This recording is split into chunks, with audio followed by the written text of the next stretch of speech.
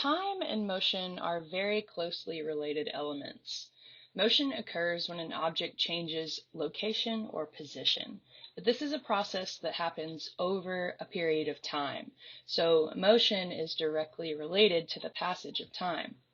Now, most traditional artistic media are inherently static, motionless, and timeless.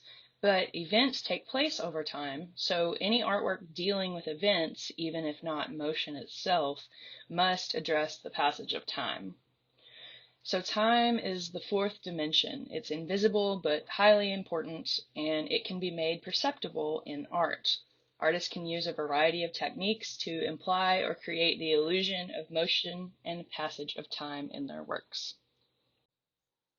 For example, this 15th century painting illustrates the meeting of St. Anthony and St. Paul.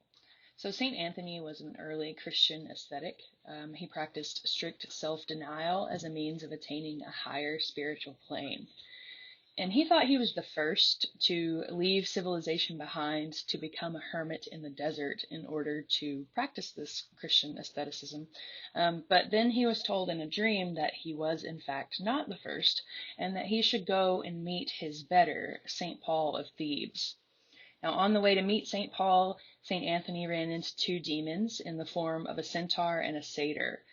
At first they were at odds, but then the centaur acknowledged the overthrow of his own gods by the god of Christianity, and he ends up trying to show St. Anthony his way on his journey.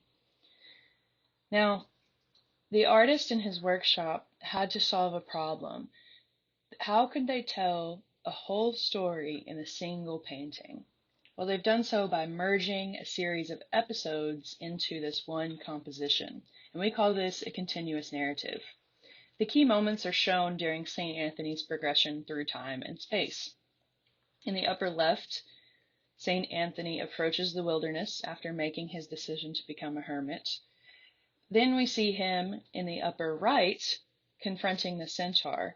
So presumably somewhere between these two moments, he's had his dream telling him to go find St. Paul. Then as we move down this sort of road, we find St. Anthony emerging, into this clearing where he meets St. Paul. So in this work, the road functions as a timeline. So we have an intertwining of space and time as St. Anthony progresses through the narrative. Contemporary artist Nancy Holt intertwines the passage of time with the movement of the sun in her work Solar Rotary. This installation work consists of 8 20-foot poles topped with what she calls a shadow caster, this sort of ring with 8 arms. And so the different angles of the sun at different times of the year cause shadows to fall in different areas. At noon on the summer solstice, the shadows circle the center, in which there is this bench inset with a meteorite that symbolizes, the connection between our world and the larger universe. Now on 5 other days throughout the year at various times, this work is designed to create shadow circles around different plaques across the ground that correspond to that date of the year. Now, Nancy Holt is not alone in doing this. Artists have been aligning their works with the passage of time and the movements of the sun and the planets for centuries. Stonehenge, as well as a lot of Mayan architecture, has been aligned with the heavens, but we'll look at these a bit more when we get to our themes section. Another contemporary artist that explores the passage of time is Andy Goldsworthy. He's a British artist known for his site-specific installations that involve natural materials and the passage of time. Now, natural and organic materials are prone to change. They grow and decay over time. They can be considered ephemeral or temporal, meaning they are fleeting, short-lived, or temporary. So ephemeral or temporal art really can only exist in one place in time and one place in space. So Goldsworthy creates these installations from rocks, ice, leaves, branches, etc., with the knowledge that the landscape will inevitably change. So Goldsworthy carefully documents the ephemeral collaborations with nature with photos and sometimes videos. He has explained it's not about art, it's just about life and the need to understand that a lot of things in life do not last. So in the country of Ghana in Africa, chiefs are carried on palanquins or large litters during traditional festivals. In the 1950s, a young carpenter and aspiring sculptor named Kane Kwe built a cocoa pod palanquin for his chief. But the chief unexpectedly died before the festival, so instead they decided to bury him in the cocoa pod. Now, in Ghana, funerals are lively, loud celebrations of of the life of the deceased, a sort of a festival of its own. And a lot of happy people at the funeral brings solace to the family of the deceased, reminding them that they have a lot of friends and that the deceased was loved and lived a good life. So, at the chief's funeral, the bright colored cocoa pod really added to the bright mood of the festivities. So shortly after this, Kanekwe's grandmother died. Now she had lived in an area near a coastal suburb airport, and she had always been fascinated by the airplanes that flew over, but she never got to experience them for herself. So Kwe was thinking about the positive reaction that the cocoa pod coffin received at the chief's funeral, and he decided to commemorate his grandmother's death with a coffin built in the shape of an airplane so that she could fly into the afterlife. And then quickly the requests started to roll in. A local fisherman's family requested a boat coffin for him to be buried in. A farmer requested an onion. And suddenly this unique tradition of fantasy coffins, which people in Ghana sometimes call proverb boxes, was born. And it quickly spread from Kanekwe's region across the country. So these fantasy coffins or proverb boxes are markers of the time past, of the lifespan of the deceased, how they spent their time. Generally, the choice of coffin is determined by the occupation of the deceased, or sometimes their aspirations, such as the plane for his grandmother. So here you can see a shoe, a camera, probably for a photographer. The shoe maybe for a shoe maker or perhaps shoe shiner. Luxury cars are typically symbols of prestige or, again, aspirations. The fish, probably for a fisherman. And then in the photo of the fish coffin, you can see how it's being carried by the attendants of the funeral. So there's also an aspect of motion to these as well. They are inherently static because they are wooden carved sculptures, but as they are paraded through in this sort of festival funeral setting, they take on a bit of energy, a bit of life as well. So we'll talk more about time and motion as sort of themes in art a bit later with section 4, but for now let's look at motion a bit more. Artists can use implied motion, meaning that they use visual cues to imply that a static work of art, such as a painting or a sculpture, portrays motion. We may not see any actual motion happening, but we can gather that it is key to the scene being portrayed. So for example, we're looking at Bernini's Apollo and Daphne here, and he's really emphasized this implied motion. So this sculpture illustrates the story from ancient Greek mythology. in which Apollo, the sun god, a very powerful guy, but also quite arrogant, he had recently killed a huge python with 1,000 arrows. And so after he sees the god of love, Eros, or Cupid, and he mocks him for his use of arrows, saying, "These are men's weapons, not for some winged Cupid boy." And Eros is like, "Okay, watch this." And so Eros takes 2 arrows, one of gold and one of lead. He shoots Apollo with a golden arrow, and he shoots a wood nymph named Daphne with the lead arrow. Now, Daphne was also a huntress of Artemis, and so she was dedicated to being celibate. And the gold arrow filled Apollo with extreme lust and passion, and that was directed towards Daphne. However, the lead arrow fills Daphne with an extreme disgust for Apollo. And so she runs from him, and she runs and finds her father, a river god, and begs for help.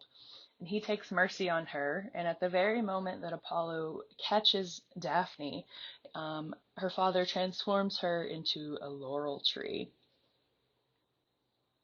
And so Bernini here has really utilized the three-dimensionality or the in the roundness of his sculpture to capture an instant of time taken from a larger sequence of events, so that this single moment can be understood as part of a larger narrative or story sequence. He's showing us a pivotal moment of a larger narrative frozen in time. So he's chosen to depict that very moment in which Apollo here has caught up to Daphne. He's wrapped one arm sort of around her waist here, and she's desperately sort of fleeing him still. We get the implication that he is, or rather they both are, still slightly moving forward as his foot trails out behind him, and these draperies kind of billow out behind. And we also get this sense of action and movement in the diagonal kind of twisting line that runs up through both figures. But he's also depicting the moment at which Daphne is beginning to transform into the laurel tree. So you can see her toes are becoming roots that are growing into the ground here. Her skin is transforming into bark. Her hair and her arms and hands are becoming limbs and foliage as well.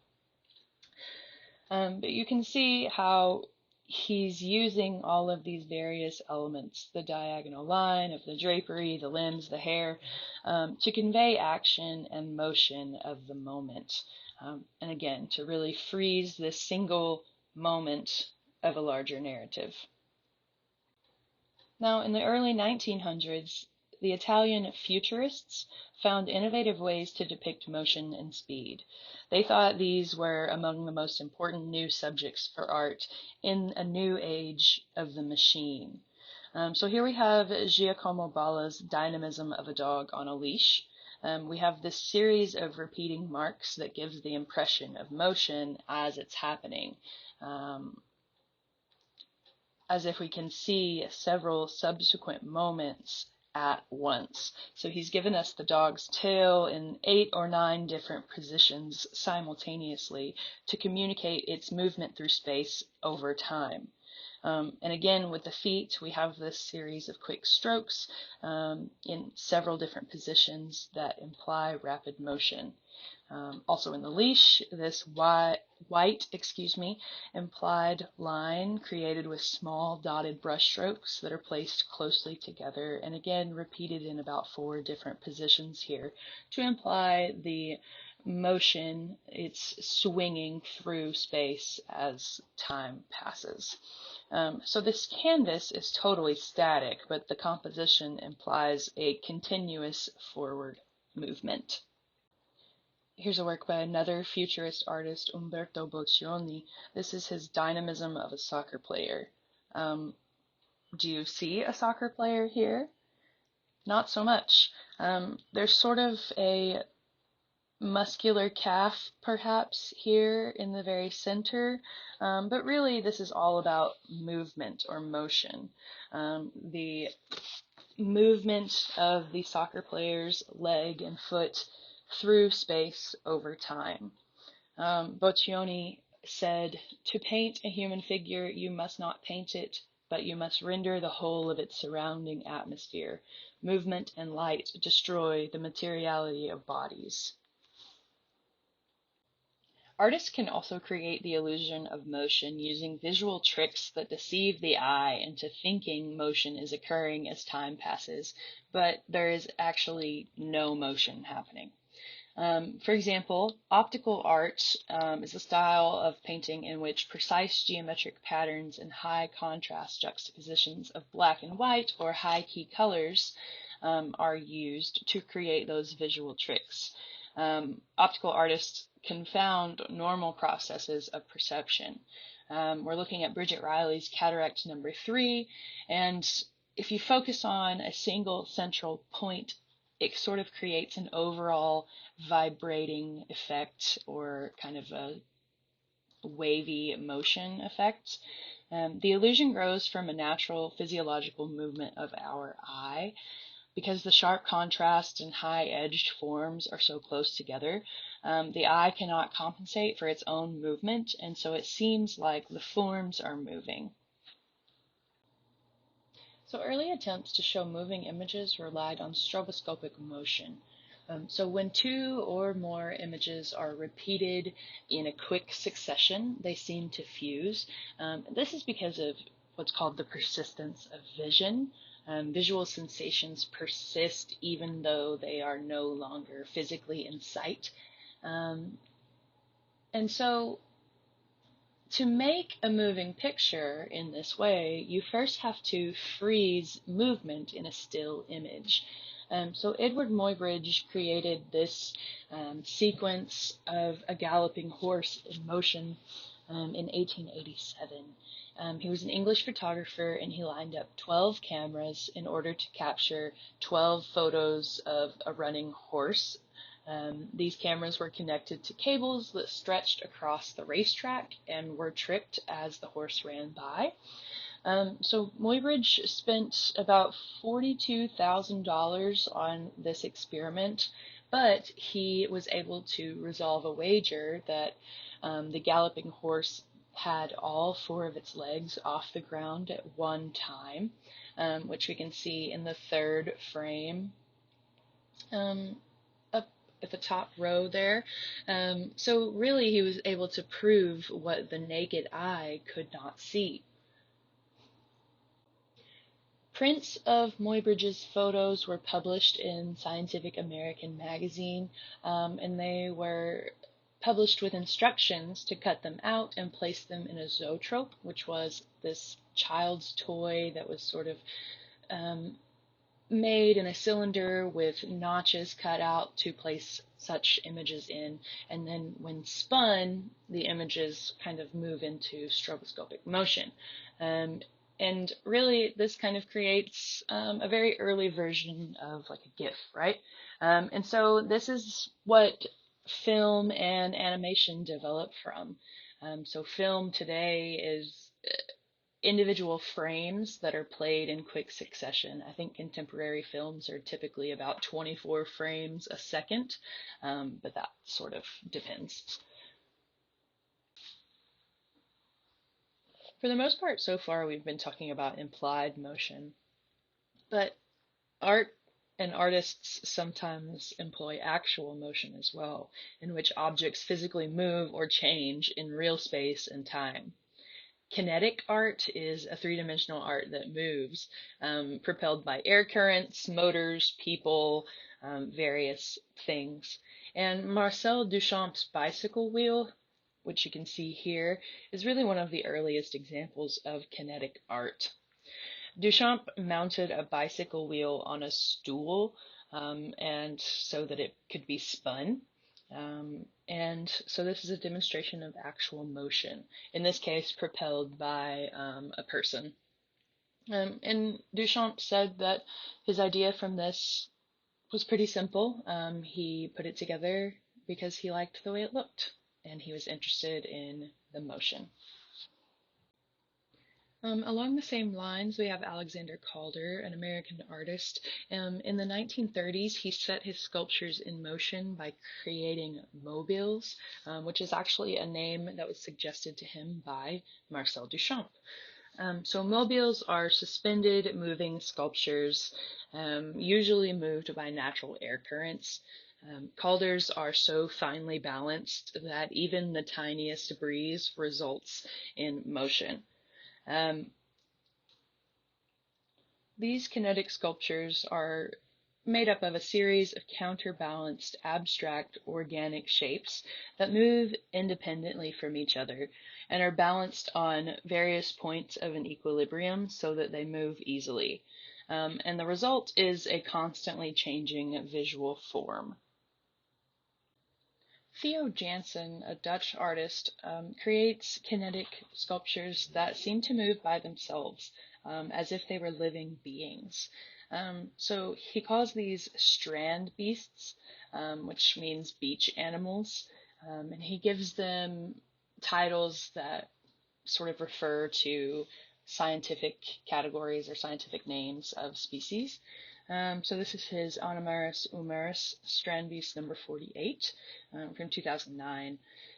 Now these are made mostly from plastic poles or pipes, and they're engineered so that they seem to sort of walk as the wind catches the sails and propels them forward. There are also bicycle pumps that compress air into plastic bottles using the wind power from the sails. And then that compressed air is pushed back, creating a counter movement that resets the system and starts the motion over from the beginning. And the result is the appearance of continuous movements, like a living organic creature walking along the beach here. It's actually quite creepy in my opinion, but that's just me. The Kwakwaka'wakw people of the Pacific Northwest coast are known for their intricately carved kinetic transformation masks. Um, this one in particular is an eagle transformation mask from Alert Bay in British Columbia. Um, This one was probably used for a public summer performance during a boy's coming of age ceremony. The eagle is a spirit guardian for the Kwakwaka'wakw people that reveals itself during vision quests taken at the onset of puberty. So, as you can see here, the eagle on the outside opens to reveal a second face on the inside. So imagine sitting around in the flickering firelight and a man wearing a heavy eagle mask with a long cedar bark costume dances in and pulls the strings and dramatically transforms. This performance served a ritual function for the Kwakwaka'wakw people. It was meant to highlight the power of the eagle and the transferring of that bravery and strength to the human who was wearing this mask and in turn their community as a whole. Here's another. This one is a whale transformation mask. It's at the Metropolitan Museum of Art.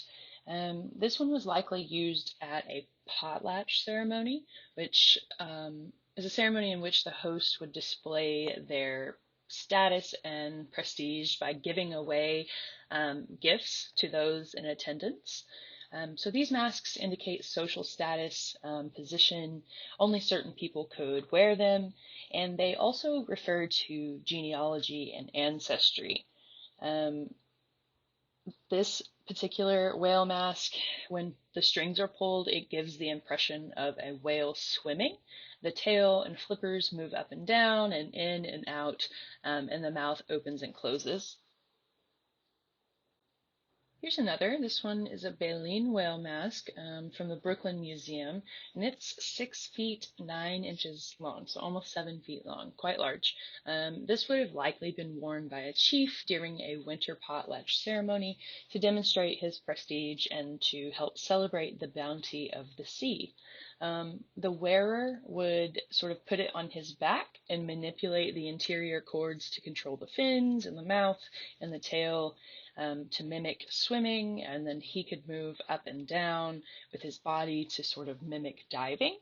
Um, the privilege of performing with a mask like this, along with its related story, is passed down through the generations. And here's a photo of a man wearing a killer whale transformation mask. So the back and the head really take the weight, and this would have been pretty heavy.